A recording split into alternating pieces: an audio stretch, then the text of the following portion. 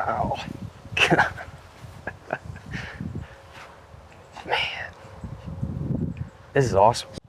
Well, I'm here today with Michael from Little Ranch and Livestock Co. And I guess to get started, what I was really excited for this one for a couple of reasons. One, you are a first generational rancher. Two, it's all sheep. And in America, the sheep industry is really small, because when you think of that, you probably just think of New Zealand mainly, because that's where most sheep come from. But then also three, we're currently on leased land. And with agriculture, it's very diverse and complex. And so, yeah, it's just interesting being in this one. So if you could just explain just where we're at in this whole operation. Yeah, we're in the Hudson Valley. I'm first generation, so I didn't grow up in agriculture. No one in my family was in agriculture. I got into it because years ago, I kind of fell into the whole thing that animals weren't good for the planet, and did a few years of actually not eating meat. I ate fish, but stayed away from meat. And then as I started looking into it a little more, came across regenerative agriculture and started to find out that all that's a bunch of bull. And then traveled across the country and just kind of got back into it, started following along a bunch of different regenerative operations. Carter Country Meats in Wyoming was one of the first people that I came across. And then just had the idea of starting my own operation. And I chose sheep because they're cheaper than cattle and they require a lot of less infrastructure. So I didn't need a whole bunch of things that you kind of need with cattle. Cheaper in what ways? Is it from just, the feed? Because whenever I was on a previous farm, they were essentially spending $250 to $300 a day on feed. Or is it the time that it takes for cattle, 2 to 3 years? It's kind of all of that. So yeah. Just the price per head buying cattle, especially now, is crazy high. And then feed wise, I mean, being that we're grass-fed, grass-finished, purchasing feed was never the issue, but with cattle, you need more land, just because they're bigger animals. So with sheep, you can run a lot more head on smaller properties, which in this area, most of the properties are smaller. So anything on like an economical level with sheep is generally cheaper, in that sense, yeah. And then this property, how did you find this, since it's leased land? So there's a website called New York Farm Land Finder that connects property owners with people that are looking for land, either for purchasing or leasing. And being that most of the property here has been subdivided over the years, it's hard to come across properties that are grazable, that aren't real small.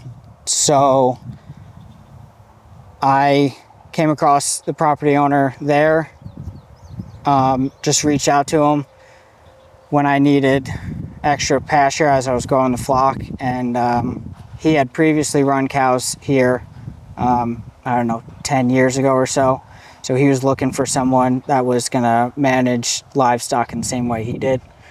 He did a lot of mob grazing, high density grazing, so he was looking for someone to manage the property the same way he did. Yeah, and so we just connected middle of last year.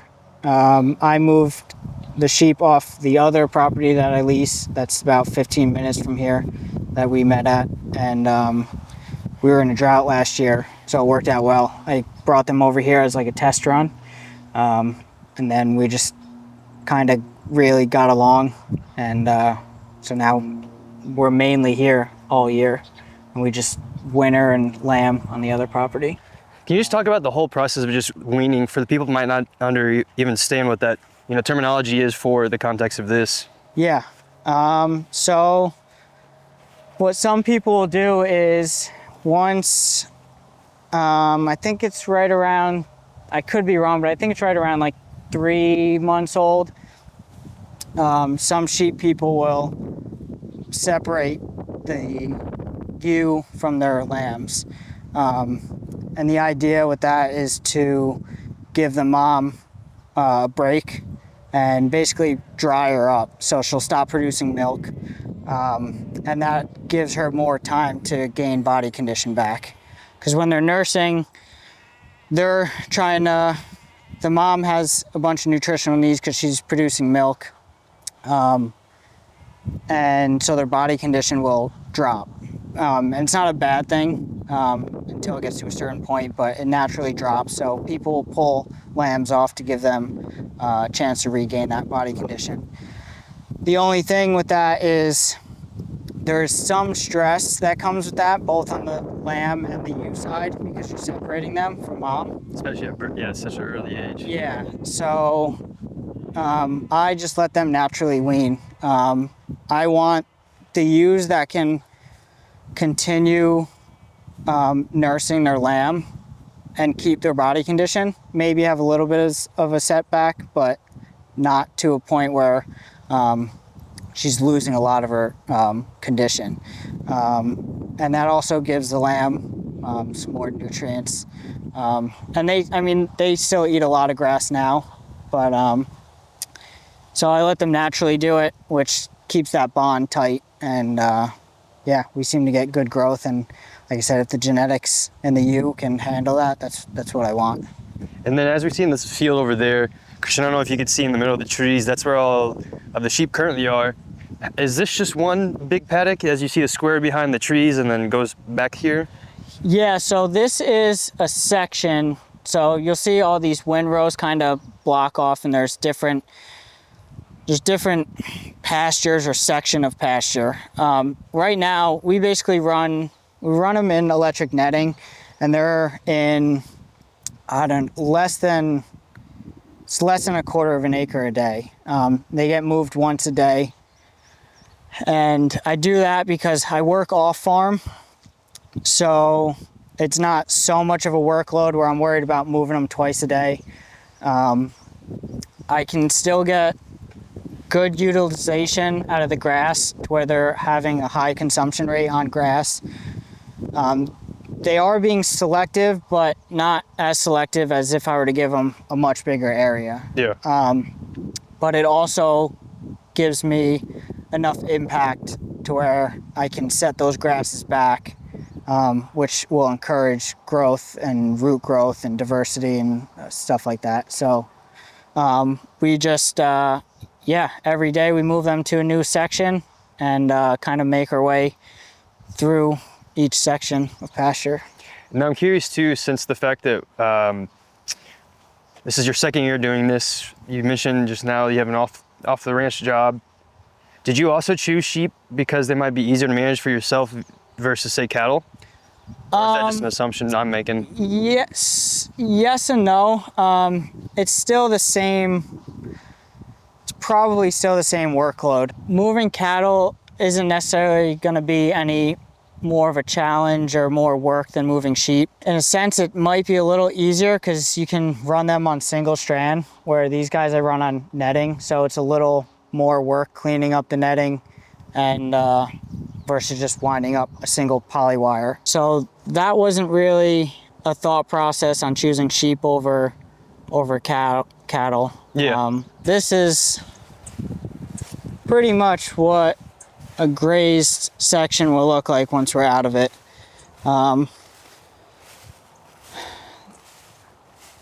There's a whole bunch of different grazing methods where you can take basically all of it off, basically to where they're eating it right down to the ground, which is good for a lot of things, but you need much longer rest periods. So what I try to do, at least right now with working off farm, is get something like this where we're getting a lot of consumption. They're eating a lot of the grass, and they're also trampling pretty much the rest of it. Leaving some standing bunches isn't bad. It's good for wildlife. But if we can lay and eat most everything, that's kind of what we want. And we won't be back on this all year. So right now, we have enough pasture where we can graze everything once and then just let it rest this season. Because you said it was 45 acres, and then how is that split up into the paddocks for the sheep? Well, we just have the entire property perimeter fenced, so nothing else is split up. The rest is just split up through our daily moves with electric netting. So that allows us freedom we're not set in stone in any section. It's a little less of a safety net if they get out. We have perimeter fencing, but if they get out, there's no hard fence. It's all psychological barrier with electric poly braid. So we basically just subdivide on a daily basis and give the sheep what they need. And that allows us to either run tighter or run bigger if we need to. Like in droughts, you'll generally move slower with bigger paddocks. But like I said, with the amount of pasture we have right now, that's not really a concern. So right now we're just grazing through everything pretty hard and just focusing on grazing all the ground once a year. Now, once you do, say for example, since you already covered this pasture, does that change how many ticks are here? Because I was just curious, for the listeners or the watchers, there are a lot of ticks. We were just already caught a few just crawling on me, and you mentioned that you average like 20 whenever you're done with this, and so just curious if that changes anything with how they operate. Yeah, so I definitely pick at least 20 off me every day between just when I'm here and then when I leave. I don't know for sure, but I think it does have a little bit of an impact. They're generally on the grass itself, so when it's knocked down like this, there's not a lot that they can like transfer onto you. I'm sure they're still in here, but it's less like if we were to walk through here, you're gonna get a lot less than if we were to walk through the tall grass. That's what I figured. So I don't know for sure. I'm sure it has some impact, but they'll still get on you.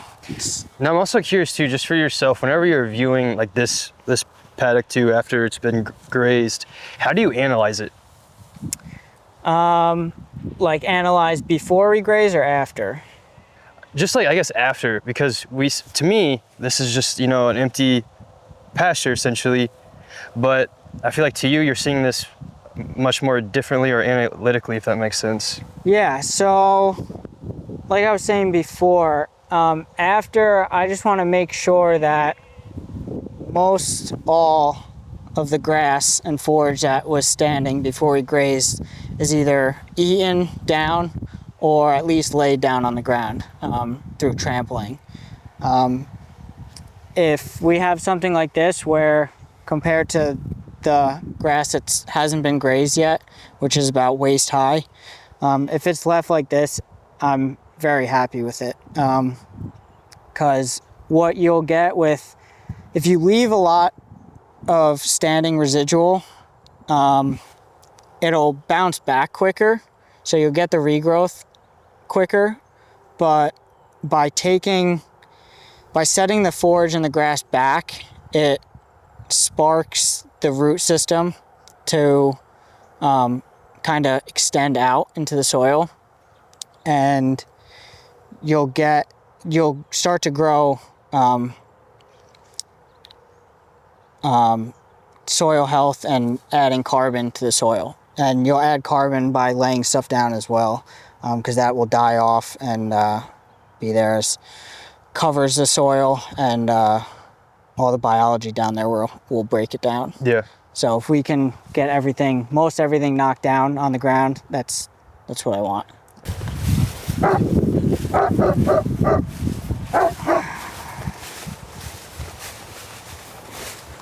Barks a lot. It's his job. I know.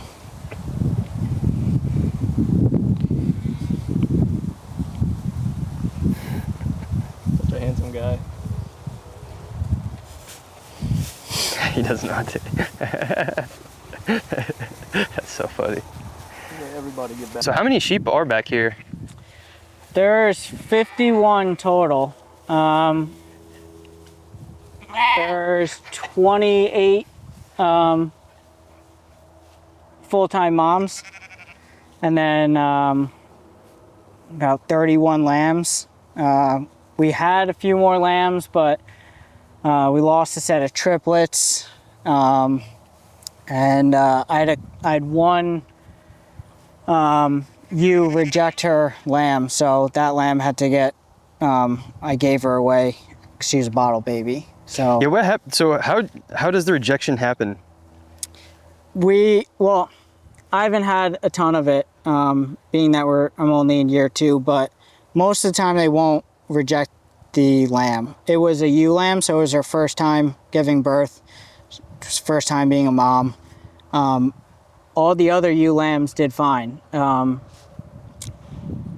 I think it's just kind of maybe a genetic thing. Because I know that happens occasionally, and I know typically, don't you have to just essentially take it? Yeah. Because I mean, you said you gave it away. Yeah, so you can try to, what they call graft a lamb onto another ewe. Like if a ewe had lost her lamb during birth, if that happens very close to the same time a lamb is born and rejected, you can try to graft her onto that mom. Generally, you have to kind of keep them together in a hard penned area, which we don't. We're on pasture year round, so I don't have a barn or anything to have them in. So being, again, that I work off farm, I can't really handle a bottle baby, so I just had to give her away. That ewe lamb, or that ewe that rejected her baby, will get culled from the flock. So she won't be, at the end of the year, she won't be in our operation anymore, because we don't want that to happen again. Yeah, But yeah. it doesn't happen too often. And then with the big fluffer pupper that came over here. Yeah, Waylon. Yeah, can you explain just what breed he is and well, I guess a couple of things. The breed, and I guess we'll start there actually, just the breed and just the importance of it in the context of, you know, helping keep the rest of your flock safe. Yeah, so that's Waylon. Everybody loves Waylon. He's just a big white teddy bear. He's a Great Pyrenees. I got him from my buddy up in Delhi. And he lives with the flock 24/7 year round. And he is just their protector. So he'll sleep most of the day. And then he's up at night, barking and just keeping everyone safe. The only trouble and we haven't had any trouble, but the only issue predation-wise can be coyotes. And with the electric netting, that's another safety barrier, but he keeps coyotes away. Generally, they won't bother us, but he's just kind of the backup plan. Yeah. The safety. Yeah, and so around here, like I said, that's the only predator really that you have to worry about. During lambing, you have to watch out for hawks and eagles, but he barks at them as well, and he keeps them away. We don't have any big predators like mountain lions or wolves, which is nice. So he's kind of got it easy on the guardian side. He's not like the dogs out west that are, you got to run a few of them out west, whereas here we can get by with just him. That's funny. Chris, I don't know if you can see, he's just hanging out in the back corner. So what is this structure? This is their mineral trough. And it's got a rubber top cover so it doesn't get rained on, and I can save some money on minerals. So it's just a loose free choice mineral. What does that mean? So it's got a bunch of things like selenium, calcium, manganese, a whole bunch of different minerals for their health. They can get a lot of it from the soil up through the forage that they eat, but it is important to have sheep on mineral. It just keeps their health at a steady level. And then on the other side is free choice biochar. So both of them are free choice, and they can pick at it as they need. And then what's biochar? Biochar is just like, I'm sure biochar people will have a better explanation, but it's basically burnt wood, so it's carbon. And what it does is bind to bad things in their system and will help clean it out. Very cool. I know, buddy.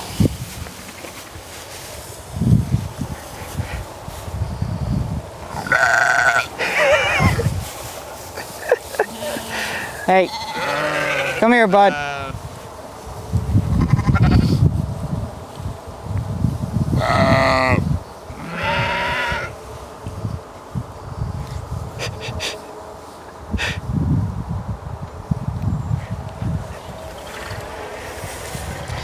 Just watching them is so funny.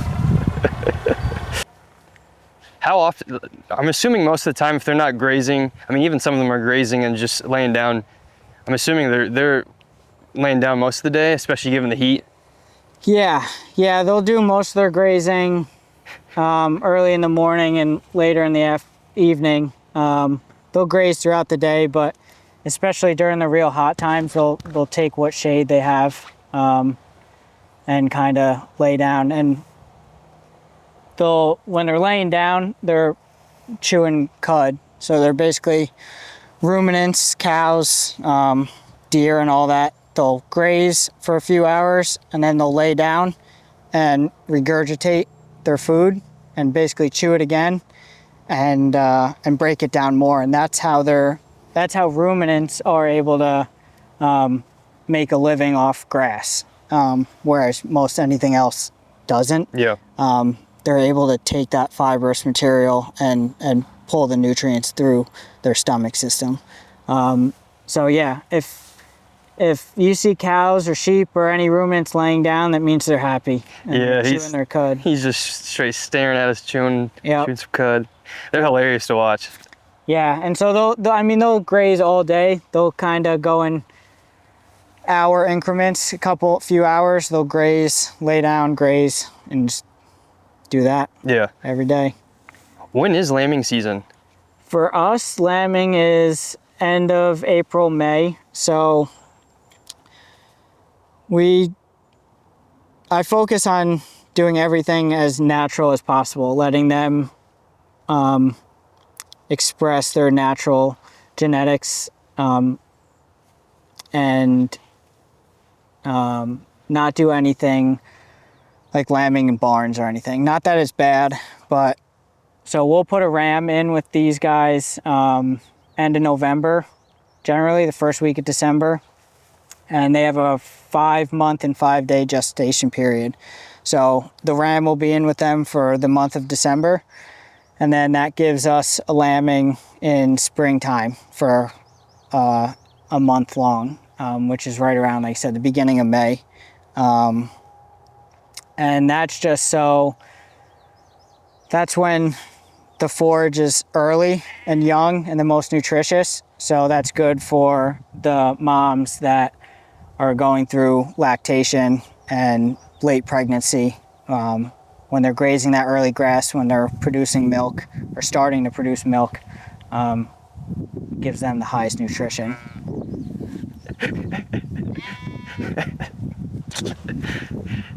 And they probably have to be really funny too whenever you have the newborns. Yeah, that's generally the best time of the year. It's the most fun to be in with them because I mean, lambs, they're born and then within like 20 minutes they're standing and nursing and walking around. So once they're a couple weeks old, you'll get all of them, a whole bunch, and usually morning and evening they'll start to get their energy out and just start running around in groups like crazy. It's the best thing to watch. It's always funny, and I don't think it'll ever get old. Yeah, they're funny to be around. Now I'm curious, because I asked like on the pasture that was already grazed, and how do you analyze that? Do you have, like whenever you come out here and checking the lambs, do you have certain checklists that you're looking at to look everything before, say, moving to the next paddock, or is there anything that you do for that? So, I mean, not a physical checklist, but so they were moved in here yesterday evening, and like I said, we usually move once. Well, 99% of the time we're moving once a day. So generally they would get moved later this evening. This area sits low, so the grass is very dense here. So like we're in the previous paddock, most of it was eaten down or laid down, whereas this, there's still a lot standing. So I'll leave them in here for overnight and move them in the morning, and that'll give them more time in here to kind of eat what's left. And the idea is you can move them, and like I was saying, this grass will respond quicker than once we eat it down and trample most of it. But that's giving them the opportunity to be more selective, which is better they like it more because they take the best parts of the plant, and then if we move them, they'll get best parts of the plant on the next paddock. But for the land management side and building soil and mimicking the old ways before people manage livestock, most animals would graze an area down real good and then be off of it for a long period of time. So that's all I want to keep an eye on, is once I see that most of this is knocked down and eaten, then we'll move on to the next paddock. And that's more on my job, is running them tighter or giving them more space. It's usually running them tighter. We generally don't give them more space than they need for a day. And then if we do move them, it's not the end of the world. We can either let it go and it'll bounce back quicker and just make sure we hit it differently the next time around. Or what we can do is just come back with a tractor and mow behind. We don't like to do that, but sometimes we have to. Yeah. And it's not the end of the world. As long as you don't keep repeating the same things over and over in the same way, you have room to adjust next time you go around.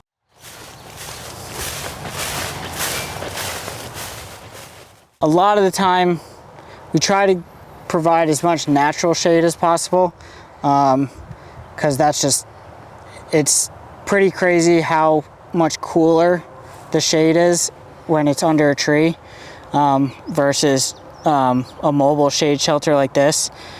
This does its job when we're kind of out where there is no option, especially running small paddocks like we do. Most of the time we can't offer natural shade, and the only time that we have to worry about that is once it gets up above like 85 degrees or so. They'll do fine, but if you can offer shade, it's just going to make their life more enjoyable. Yeah. So I bought an old hay rake from a farmer across the river and had a buddy of mine weld a frame onto it so I could tow it around, and we'll just move this paddock to paddock when we're out in the middle of fields, so they have some sort of shade. I mean, it makes logical sense too. If you're out just in the sun just baking, you're not gonna have a good time at all. No, and we actually just got out of a pretty gnarly heat wave a few weeks ago, and this whole summer has been hot and humid, so this year shade was very important. Yeah, they do fine, but it can be brutal sometimes, so shade helps. Do they, whenever they had the huge heat wave, were they still eating the grass? Because I know for cows, for example, might not eat as much and can actually be losing quite a bit of weight. So I was curious if it was tough for them to even put on any weight during that time. Yeah, so I don't think it really sets back how much they're eating. It will set back their weight gain though. So because their body is running so hot, I'm sure they maybe eat a little bit less, maybe not, but it does, if they're stressed out because of the heat, it will set back their their daily weight gain, which I don't want for their health. It doesn't help me for the lambs that go to harvest. The more weight gain we can get throughout the year, generally the better for everyone.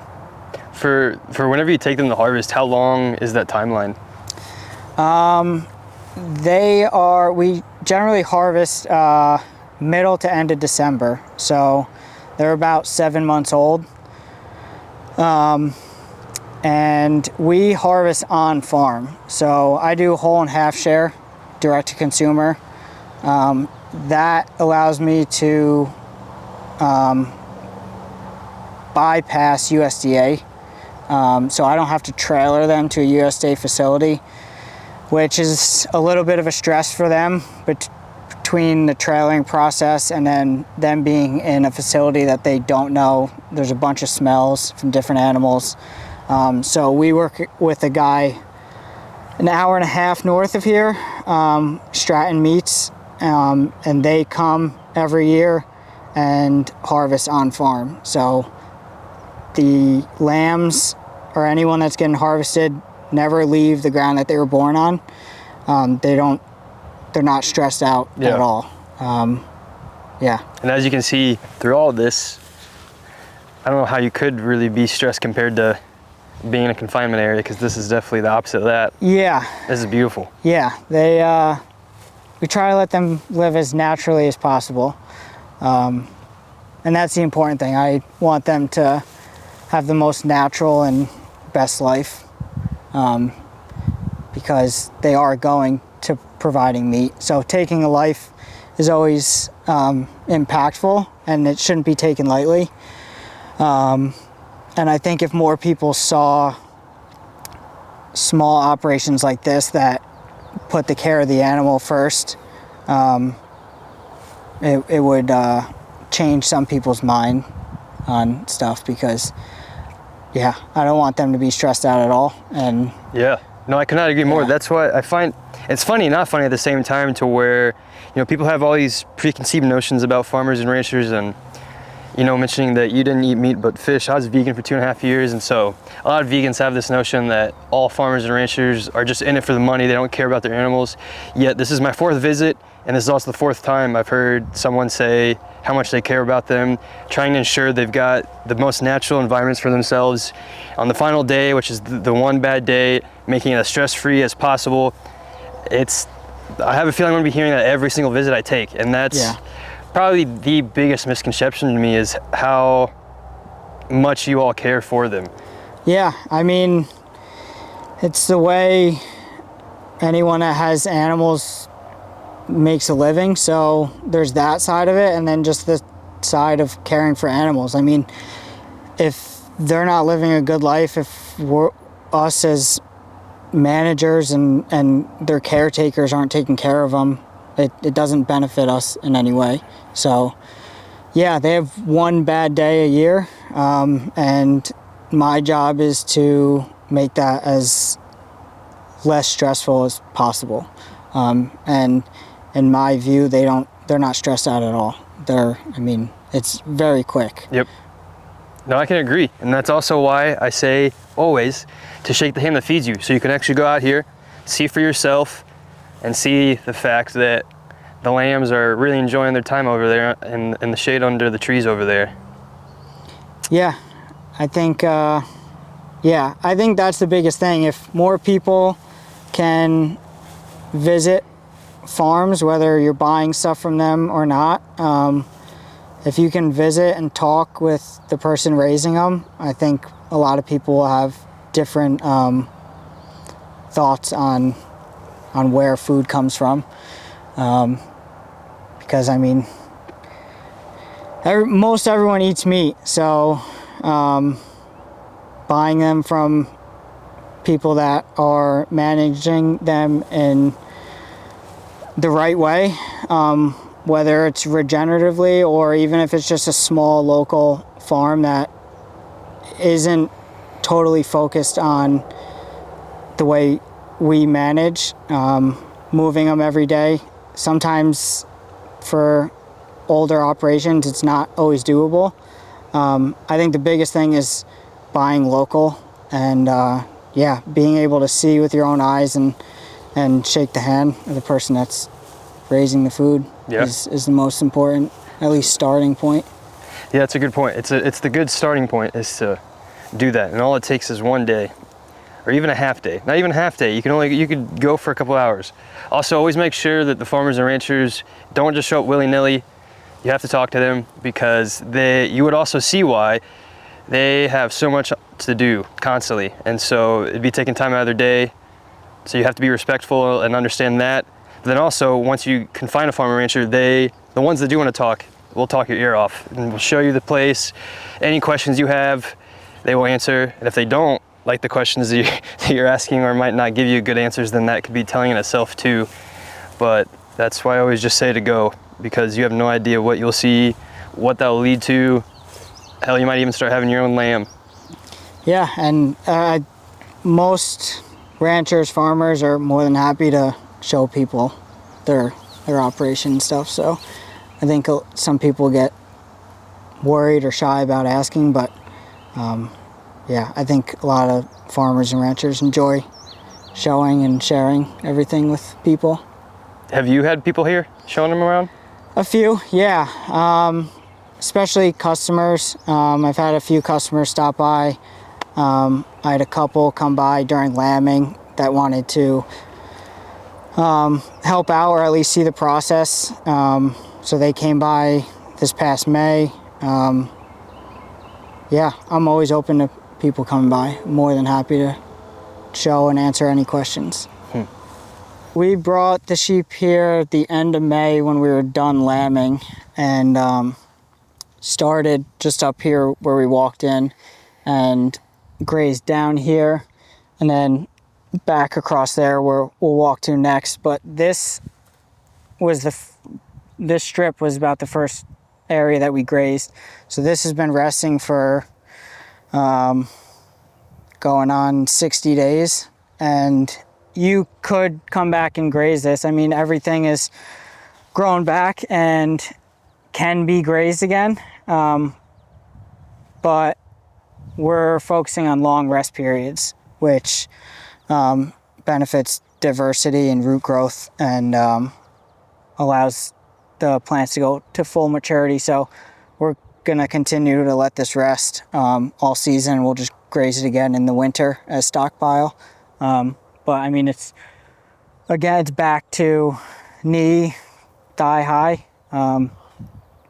And yeah, it takes longer, but when it comes back, it's usually denser and ready to be grazed again if you wanted. So whenever you were picking this, for just someone to understand, what I guess plant is this, and how is this nutritious for the lamb? So most of the time they're just gonna pick the leaves off this, because this has gone to seed. So it's reached its full maturity. Being that we're gonna let this rest, it'll lose these seed heads eventually, which will add seeds to the seed bank for future years. So it's not a bad thing. But if we were to come in and graze this, they would eat the stem and everything. The first things they're gonna go for is the leaves, because that just has that has basically all the nutrients in it. They will graze seed heads, which a lot of people don't think they will, but when we're in here grazing, I've seen them go after the seed heads quickly. So yeah, what kind of nutrition are they getting from these leaves right here? They're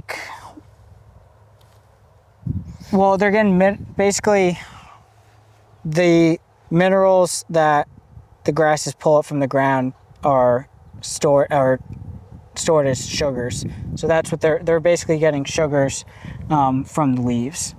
And sugar content is the highest kind of right now, middle of the day, late afternoon, because the roots are sending it up to the stems and everything. Got a tick right there. Yeah, that's right. I just picked another one off me. So, well, that's interesting too, because you mentioned the part of the day too is important. Yeah, so this is where you kind of get into the weeds of grazing. it doesn't really matter if you move them in the morning or the evening. There are studies that show if you move them later in the afternoon, the Brix level in grass is the highest. So the Brix level is basically the measurement of sugar content in grasses and forage. So in the morning, they haven't photosynthesized, so they have most of their nutrients and sugar stored in the roots. As the sun gets higher, the roots send the sugars up through the stem and the leaves, so the Brix level, the sugar content in the grass is the highest. So there are studies that show if they do their main eating, if you move them into a new paddock in late afternoon, the sugar content in the grass is the highest at that point. It's not a crucial thing that I focus on. If I have to move them in the morning, I move them in the morning. But it's just another thing to keep in mind. Yeah, and that just shows just the intricacies of all of this. Even just not even taking into account the different weather. Like you said, it was hot and dry, but if it was raining, I'm assuming that would change things. Well, actually, whenever I was thinking about raining too, and whenever it's lambing season and it had like torrential downpour, could that affect the fertility of the lamb?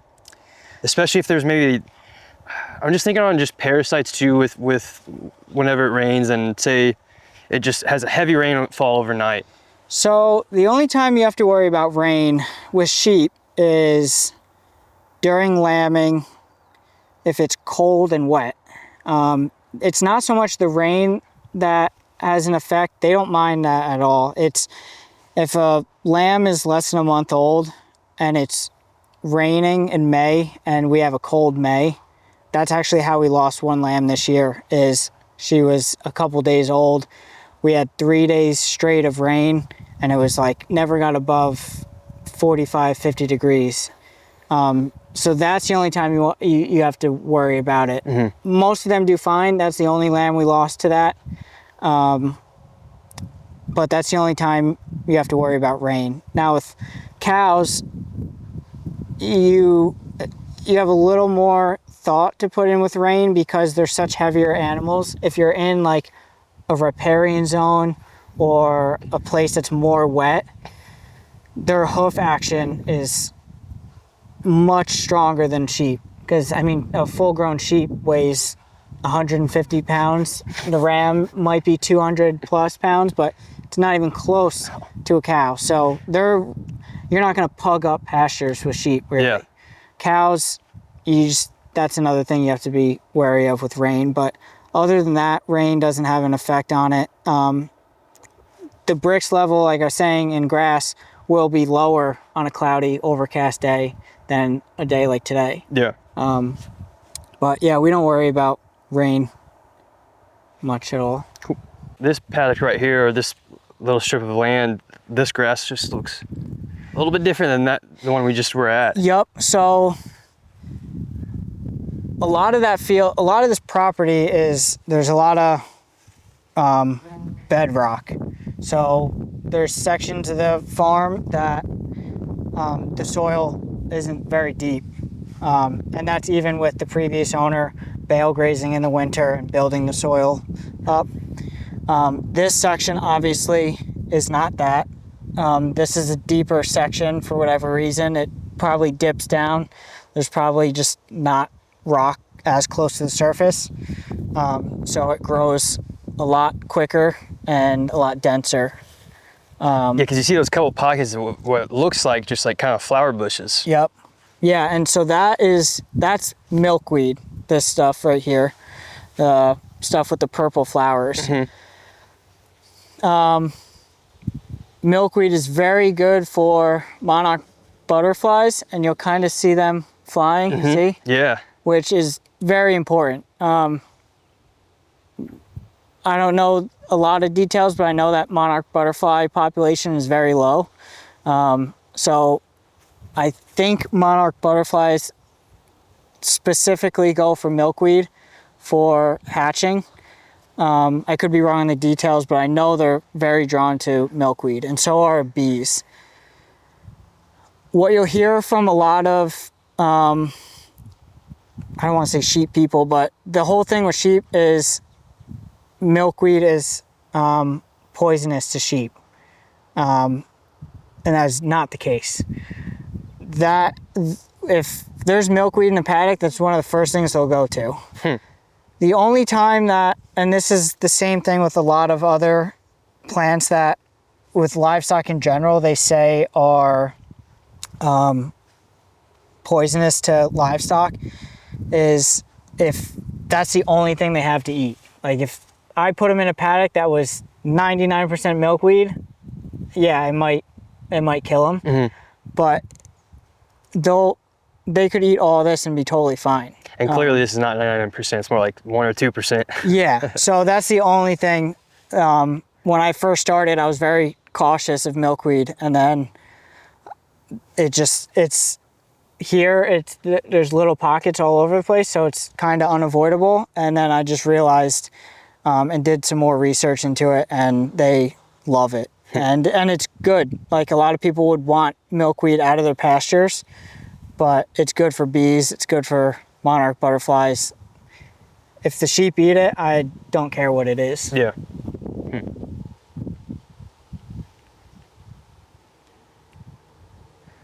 Man, then just all you hear is just the wind against it all.